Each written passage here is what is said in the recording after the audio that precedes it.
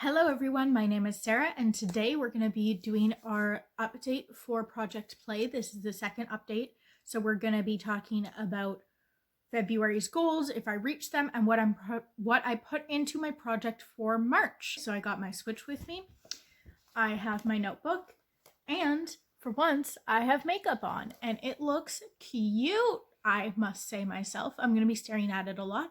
I also have this shirt. It says black coffee. It matches my eyeshadow. But also I don't drink black coffee. Don't acknowledge it. This is a handy-down. Okay? Editor's note. 1, I don't know why I thought people would be mad at me.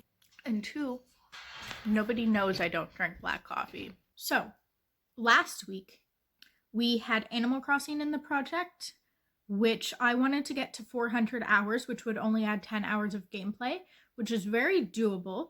And it was very doable because I smashed that. I got to 425 hours. I added another 35 hours of gameplay to it. And for the first time ever, Animal Crossing is not downloaded on my Switch. I took it out of my project. I actually bought a capture card to start streaming, which will be here in about a month, I think.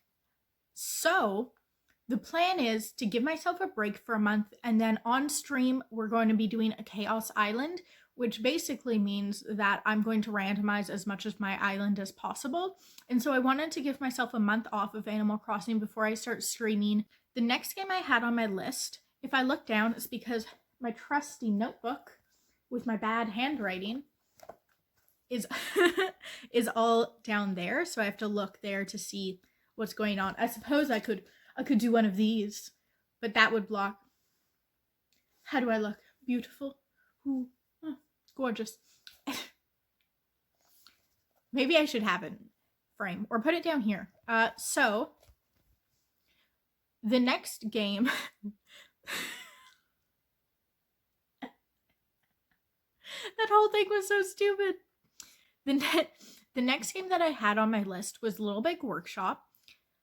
My starting time was 15 hours. My goal was 30 hours, so I wanted to add 15 hours of gameplay. And I did it. Exactly. I got it to 30 hours, so I added my 15 hours of gameplay. No more, no less.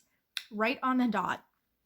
Little Big Workshop was really fun this month. I had a great time with it. I did delete it because, one, I made a bigger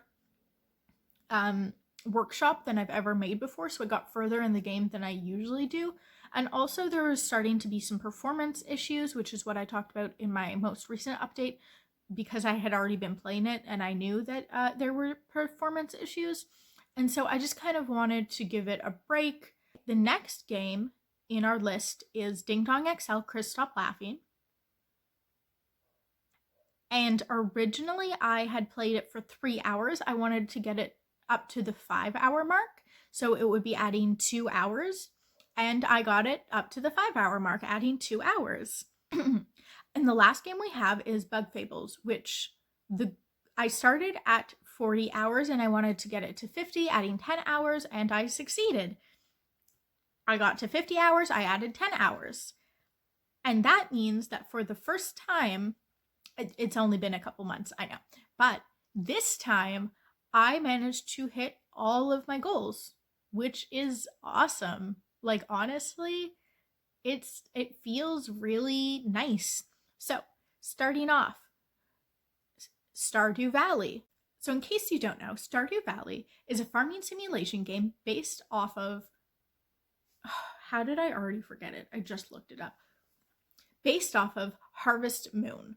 So, unlike Harvest Moon, Stardew Valley is a 2D pixelated style of game. Your grandfather gives you a farm and you are put in charge of growing crops, building silos, building coops. You can get chickens and cows and sheep.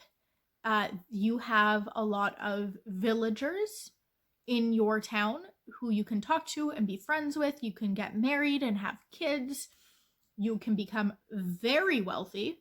Oh, I should also mention that I downloaded Stardew Valley because the 1.5 update, I'm pretty sure, is on Switch now, which means I can play local co-op. So Chris and I can play Stardew Valley together, and that's the plan for this game. My goal, unlike most of my goals for co-op games, to get it from 55 hours to 70 hours. In other words, to add 15 hours of gameplay to the game. Next game on the list is Don't Starve. Don't Starve is a single player survival game. It's not quite a horror. It's very Tim Burton-esque in the varied line work, the sketchy kind of style of it. It's a little bit creepy, but not really scary. It's a survival game in that there is obviously a health meter. There are creatures that can attack you, but there's also a hunger meter. The story of the game is that you are an inventor who invents a device with the help of an otherworldly figure. And that device transports you into this very creepy Tim Burton-esque world where there are monsters and you're kind of just dropped off into the middle of nowhere.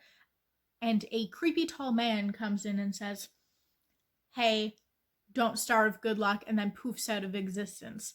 There are berry bushes, you can grow crops, you forage items, you mine, you chop wood, you manage your resources, build new things, and try not to starve to death, or freeze to death, or be attacked by a swarm of killer bees. It's happened to me too many times. There's a lot of ways you can die in this game, but it's honestly like a very cute, fun management resource game. There's also Don't Starve Together, which is the co-op version of the game. I don't have that version. I just have Don't Starve. So this is going to be a game I'm going to be playing by myself. And it's a game that I just really like. It's a good game. So, Don't Starve, I have played for 15 hours, and my goal is to add another 5, bringing it up to 20 hours. The next game on the list is Dead Cells. Editing me again. So, Dead Cells is a roguelite game. It's a 2D platforming style game. You go around a dungeon that has various floors with branching paths in each different area, so it branches quite a lot by the end, and you are fighting to get to the main boss. Every 2 or 3 levels has a mini boss, and that mini boss will depend on which route you've gone. Each route has its own theme, its own enemies. The enemies get harder the further you get into it. You can pick up new loot. So the game is based on, it's very combat heavy. There are swords, there are abilities, there are shields, and then you have amulets. The amulets give you special abilities. You have a primary and a secondary weapon. The primary weapon's often a sword of some kind. They can have abilities like bleed, poison, other stuff. Burn is one of them. The secondary abilities are usually bow and arrow or a shield are the main ones, but there's also specialized things like lightning strikes, and there's one where you throw something that lights enemies on fire, that kind of stuff. And then your abilities are often combat damage. So there's an ability that makes you go light speed across enemies and then will do damage to the enemies you've gone across. There's ones that put a trap on the ground, and if they get caught, they get stuck, that kind of thing. And basically you're just going through this dungeon to try and get to the boss. You're using your different abilities, you're building a loadout, and you can find new weapons that if you get to the end of your particular section, you can hand them in, and then you can start, you get souls instead of, you get money and you get souls, and the souls you can trade for that equipment that you're going to be finding throughout the levels, and that's the way that it does the roguelike elements of the game. So I hope that made more sense. Cells started at 20 hours and my goal is to get it to 25 hours, adding 5 hours to the game. The next game I have on my list is Rocket League. So Rocket League I have never played on the Switch. I don't know how the controls are, but I used to play it back in the day with one of my exes. So we would sit and we'd play Rocket League and we had a great time with it. It's a multiplayer game where you play as basically an RC car in a little dome, and you have a soccer ball and you use your little RC car to hit the soccer ball and play soccer, but with RC cards. And it's really fun. It was just a really fun time and I'm really looking forward to playing it again.